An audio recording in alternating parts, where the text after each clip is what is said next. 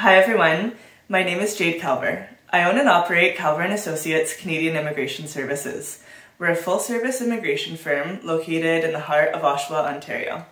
Today I'll be talking about temporary resident visa refusals as part 2 of my 3-part series concerning temporary resident visa applications and their refusals. So in part 1 of this series, I talked about the importance of proving ties to your home country. Today I'll be talking about the importance of providing enough documentation in the initial application and why it's so important to avoid a refusal. So temporary resident visa applications, so that includes TRVs, so that's a visitor visa, study permits, as well as work permits. So these 3 types of temporary permits make up the types of temporary entry for people coming to Canada. In the guides online, so those are temporary guides online for either a study permit or a work permit. You'll have the general checklist, which everyone sees, and that's what's generated when you apply online.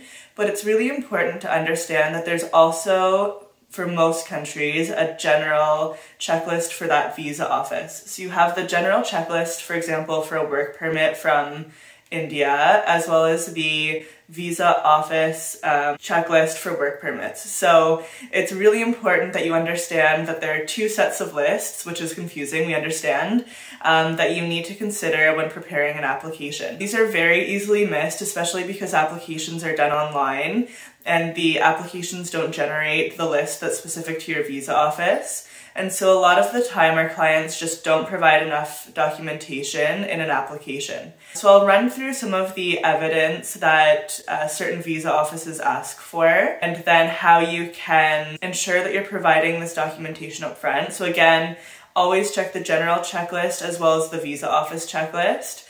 And then keep in mind that there are documents that are not listed anywhere. Again, I talked about in part 1 of this series the importance of showing ties to your home country, so those are also important to consider when preparing these temporary visa applications. So again, it's important to consider some of the following evidence. This list isn't exhaustive, but you can think about some of this documentation when you're providing documentation online for your applications.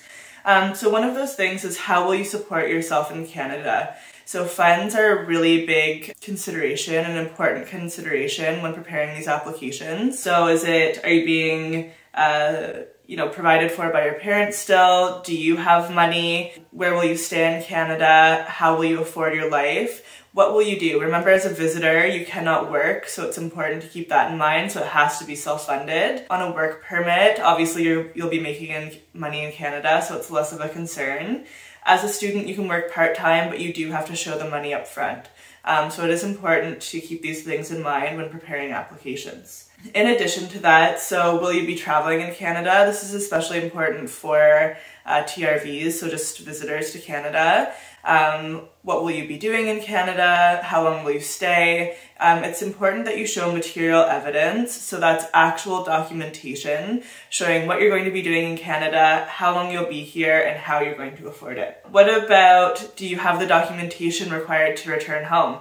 Is your passport valid for long enough? Do you have a return plane ticket? Does it make sense what you're proposing you're going to do in Canada? If you are applying for a TRV, so that's again the tourist visa, does your itinerary make sense? Provide a broken down itinerary to show the officer, this is what I'm doing in Canada, this is when I'll go home, this is how I'll afford it. Be upfront with everything and show evidence to prove absolutely everything you're doing in the application. In addition to that, have you ever had a visa refusal to Canada? You always have to declare this information. So people think that the forms are straightforward, but that's also evidence, and that's you legally declaring your background history. So the work history, for example, on applications, we like to show, if it doesn't fit in the 3 squares that they give you, provide an addendum to show what you've been doing for the last 10 years.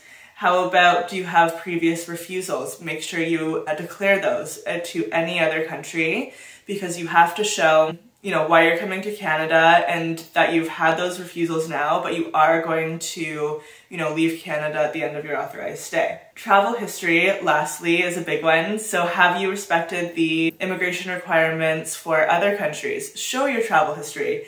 So if you have stamps from your passport, again, show those stamps, show that you have that travel history so that the immigration officer, again, is convinced that you'll leave at the end of your stay. So again, these are just a few things you can consider when providing documentation for your online applications for temporary visas.